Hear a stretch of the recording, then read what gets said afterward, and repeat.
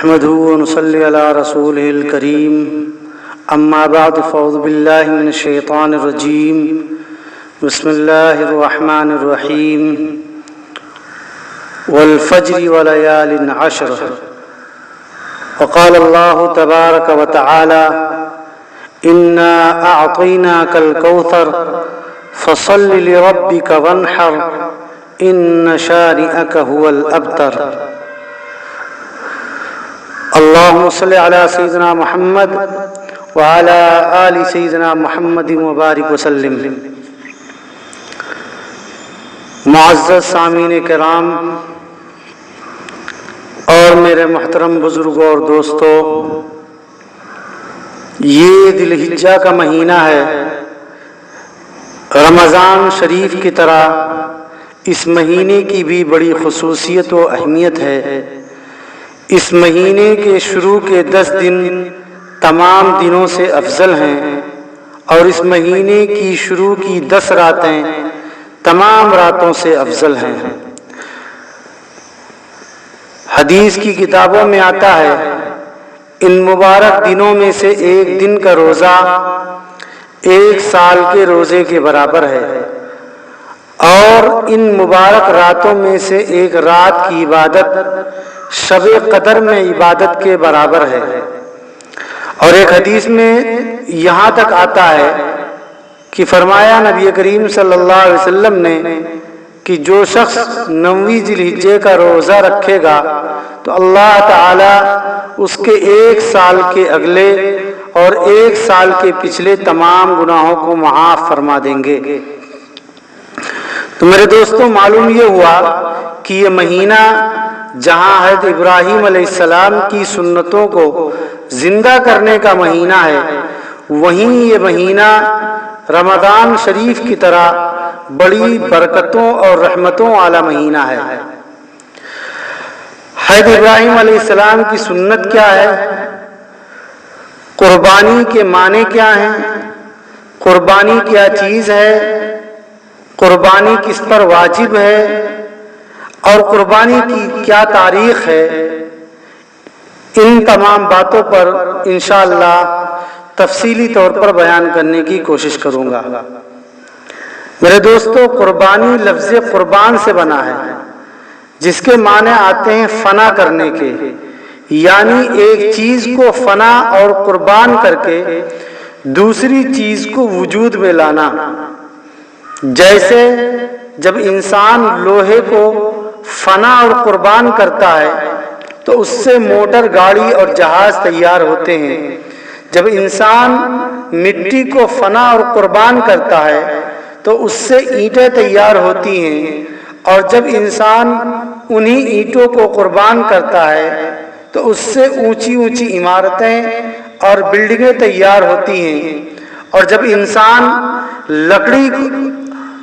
لکڑی کو فنا اور قربان کرتا ہے تو اس سے کرسی، میز اور بادشاہوں کا تخت تیار ہوتا ہے، اور جب انسان سونے چاندی کو فنا اور قربان کرتا ہے تو اس سے قیمتی سے قیمتی زیورات اور بادشاہ کے تاج تیار ہوتے ہیں۔ جب انسان روئی کو فنا اور قربان کرتا ہے تو اس سے قیمتی کپڑے، لباس اور جوڑے تیار ہوتے ہیں۔ ایسے ہی جب انسان اللہ رب العزت کو خوش کرنے کے لیے اپنے نفس کو قربان کرتا ہے تو جنت میں اس کے لیے خوبصورت محل تیار ہوتے ہیں۔ اور شریعت کے زبان میں قربانی کہتے ہیں انسان کا ہر ایسا کام کرنا کہ جس کے ذریعے وہ خدا تعالیٰ کے اور قریب ہو جائے، وہ خدا تعالیٰ کا مقرب بندہ بن جائے۔ اور قربانی کیا چیز ہے؟ ایک مرتبہ نبی کریم صلی اللہ علیہ وسلم سے حضرات صحابہ کرام رضوان اللہ عنہم اجمعین نے دریافت کیا کہ اے اللہ کے نبی صلی اللہ علیہ وسلم، قربانی کیا چیز ہے؟ تو آپ صلی اللہ علیہ وسلم نے فرمایا، قربانی تمہارے روحانی باپ یعنی حضرت ابراہیم علیہ السلام کی سنت ہے۔ تو حضرات صحابہ کرام رضوان اللہ عنہم اجمعین نے عرض فرمایا، اے اللہ کے رسول صلی اللہ علیہ وسلم، اس میں ہمارا کیا فائدہ؟ تو آپ صلی اللہ علیہ وسلم نے عرض فرمایا ہر بال کے بدلے ایک نیکی، یعنی جانور کے بدن پر جتنے بال ہوں گے اتنی نیکیاں تمہارے نامہ اعمال میں لکھ دی جاتی ہیں۔ یہاں پر رک کر ایک بات سمجھنے کی ضرورت ہے کہ جو شخص صرف گوشت کھانے کی غرض سے قربانی کرتا ہے، یا جو آدمی قیمتی سے قیمتی جانور کو اپنی شہرت اور نام و نمود کی غرض سے قربانی کرتا ہے، تو ایسا آدمی جانور کیا اگر اپنا مال اور اپنی جان بھی اللہ کی راہ میں قربان کر دے تب بھی اس کی یہ قربانی اللہ رب العزت کے ہاں قبول نہیں۔ اس کی ایک مثال حدیث شریف میں آتا ہے کہ کل قیامت کے دن 3 آدمیوں کو اللہ رب العزت کے دربار میں پیش کیا جائے گا۔ ان میں سے ایک مالدار ہوگا، ایک عالم اور ایک شہید ہوگا۔ اللہ رب العزت مالدار سے پوچھیں گے کہ ہم نے تجھے اتنی دولت و نعمت عطا فرمائی تھی، تم نے اس کو کہاں خرچ کیا؟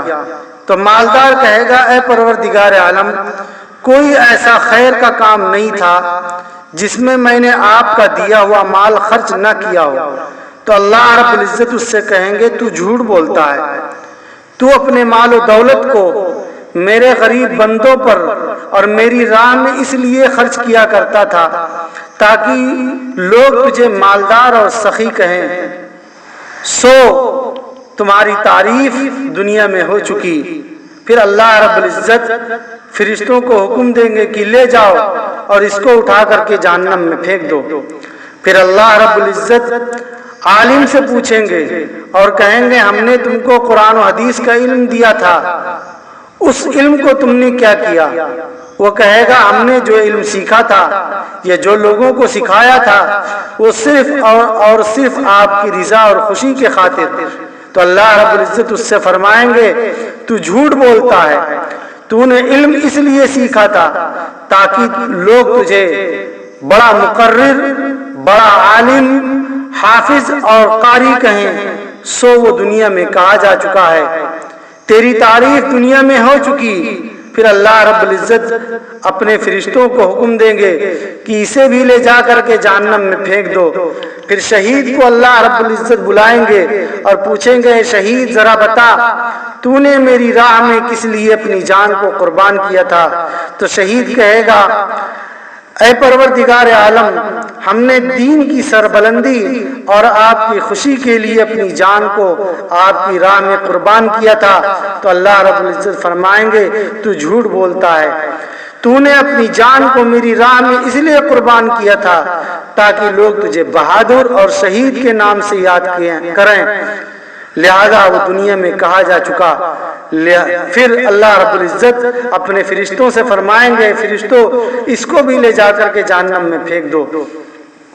میرے دوستو، اس حدیث سے معلوم ہوا کہ بد اخلاصی اور بد نیتی اللہ رب العزت کے نزدیک کتنی خطرناک چیز ہے، اور اس کے بالمقابل جو شخص اخلاص نیت سے اللہ رب العزت کو خوش کرنے کی غرض سے قربانی کرتا ہے تو اللہ رب العزت اس کو یہ بدلہ عطا فرماتے ہیں کہ نبی کریم صلی اللہ علیہ وسلم نے ارشاد فرمایا کہ جانور کے خون کا قطرہ زمین پر گرنے سے پہلے قربانی کرنے والے کی مغفرت کر دی جاتی ہے، اور اسی پر بس نہیں بلکہ کل قیامت کے دن قربانی کا خون اور قربانی کا گوشت لایا جائے گا، اور میزان عمل پر، اعمال تولنے والے ترازو پر اس کو 70 گنا بڑھا کر رکھ دیا جائے گا، جس سے قربانی کرنے والے کی نیکیوں کے ترازو کا پلڑا بھاری ہو جائے گا،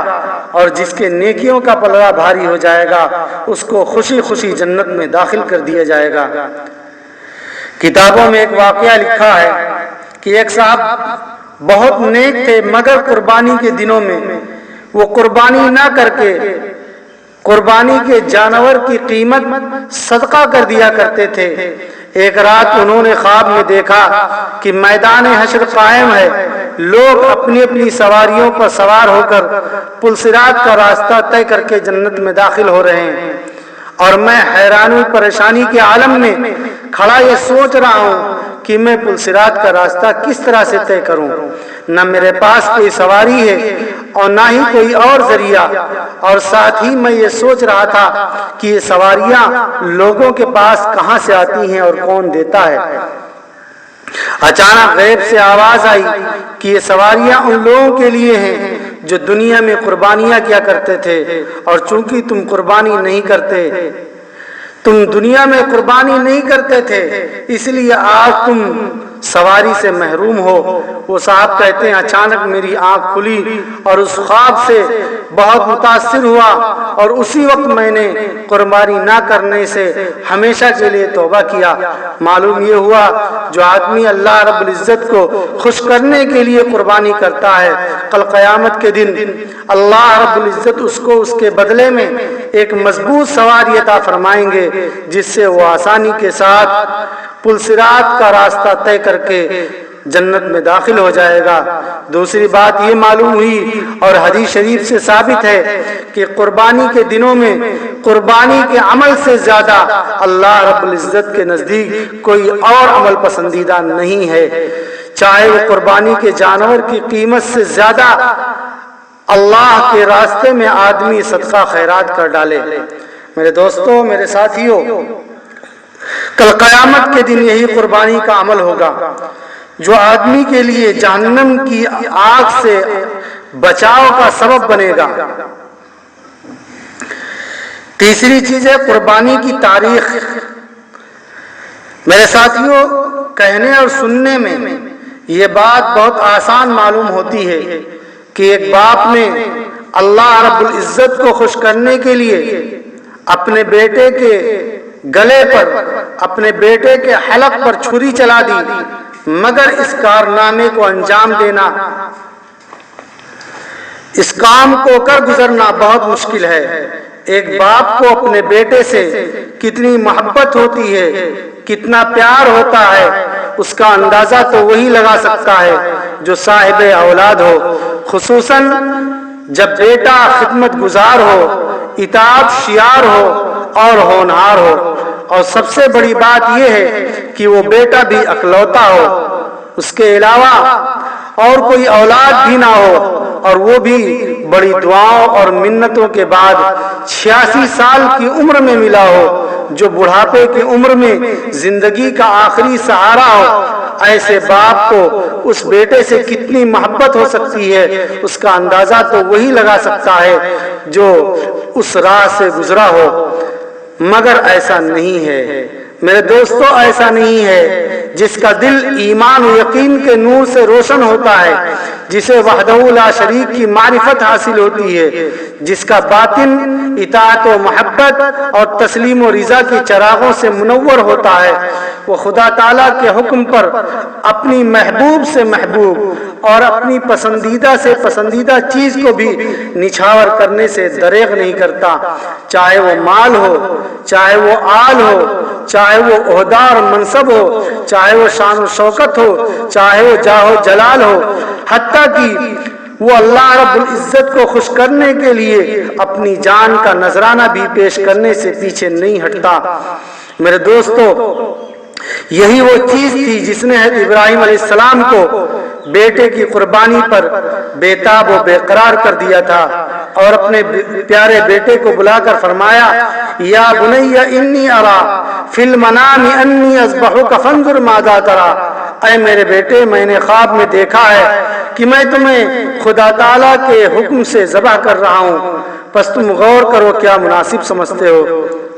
مگر وہ بچہ بھی خاندان نبوت کا پروردہ تھا، جو ہے حاجرہ رضی اللہ تعالی عنہا جیسی خدا ترس خاتون کا لاڈلا تھا، وہ بچہ بھی جو ہے خلیل اللہ جیسے پکے موحد اور متوکل کا جگر گوشہ تھا، وہی صاف شفاف خون اس کی رگوں میں دوڑ رہا تھا جو ہے ابراہیم علیہ السلام کی رگوں میں تھا۔ وہ جوش ایمانی اور جذبہ اطاعت شیاری اس کے دل کے اندر بھی انگڑائیاں لے رہا تھا جو ہے ابراہیم علیہ السلام کے دل میں تھا، چنانچہ اس بچے نے بھی بلا تردد برجستہ جواب دیا، یا ابت افعل ما تؤمر ستجدنی انشاء اللہ من الصابرین، اے ابو جان جس کام کا آپ کو حکم دیا گیا ہے اس کو بلا جھجک کر ڈالیے۔ دونوں قربانی کے لیے نہ صرف کی تیار ہیں بلکہ دو کے دونوں بے تاب و بے قرار تھے۔ ایک قربانی کرنا چاہتا تھا، دوسرا قربان ہونا چاہتا تھا۔ ایک ذبح کرنا چاہتا تھا، دوسرا ذبح ہونا چاہتا تھا۔ ایک جان لینا چاہتا تھا، دوسرا اللہ کے راستے میں جان دینا چاہتا تھا۔ ایک ذبح کرنے کے لیے چھری سنبھالتا ہے اور دوسرا خود آ کر قدموں پر لیٹ جاتا ہے۔ میرے ساتھیوں، جب سے دنیا بنی ہے ایسا انوکھا اور ایسا حیرت انگیز واقعہ آسمان و زمین نے نہ کبھی دیکھا ہوگا اور نہ سنا ہوگا۔ چنانچہ اللہ رب العزت کے حکم سے حضرت ابراہیم علیہ السلام نے اپنے بیٹے کو رسی سے باندھ کر اپنی آنکھوں پر پٹی باندھ لی اور ہاتھ میں تیز چھری لے کر ان کے گلے پر چلاتے ہیں، مگر چھری اپنا کام بھول جاتی ہے۔ اسے تیز کر کے چلاتے ہیں مگر پھر بھی نہیں چلتی۔ حضرت ابراہیم علیہ السلام پریشان ہو کر چھری سے کہتے ہیں، اے چھری تو کیوں نہیں چلتی؟ تو چھری کہتی ہے، اے خلیل تیری بات مانوں یا رب جلیل کی بات مانوں؟ تو کہتا ہے کاٹ، مگر رب جلیل کہتا ہے مت کاٹ۔ حضرت ابراہیم علیہ السلام اسی کشمکش میں تھے کہ اللہ رب العزت کی رحمت جوش میں آتی ہے۔ ایک طرف فضائے آسمانی میں ایک نغمگی بکھیرتی ہوئی آواز سنائی دیتی ہے، قد صدقت الرؤیا انا کذالک نجزی المحسنین۔ تو دوسری طرف ایک فرشتہ جنت سے ایک دمبا لے کر حاضر خدمت ہوتا ہے اور ساتھ میں یہ حکم ہوتا ہے، اے ابراہیم اسماعیل کی جگہ اسے ذبح کرو۔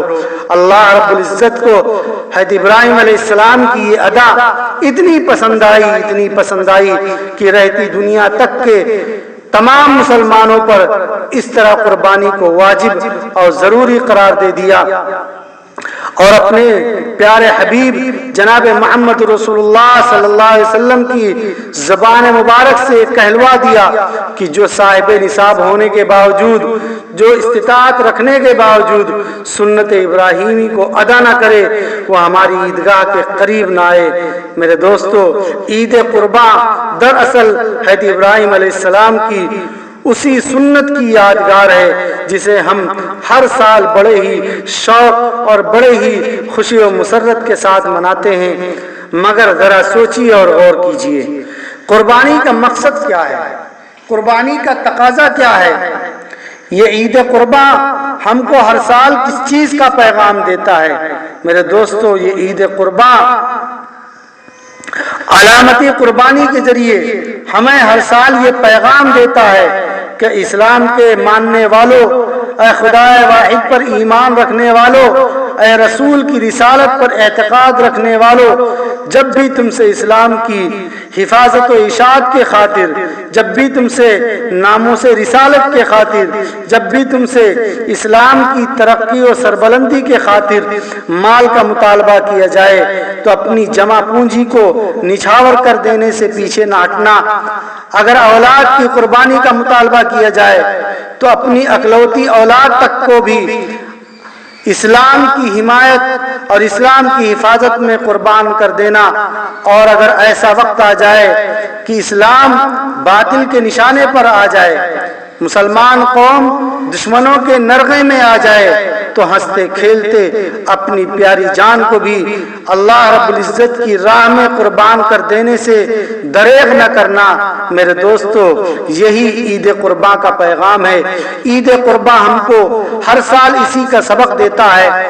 اللہ رب العزت ہم سب کو قربانی کی صحیح حقیقت کو سمجھنے اور علامت قربانی سے حقیقی قربانی پر کھڑا ہونے کا ہمارے اندر حوصلہ اور جذبہ عطا فرمائے۔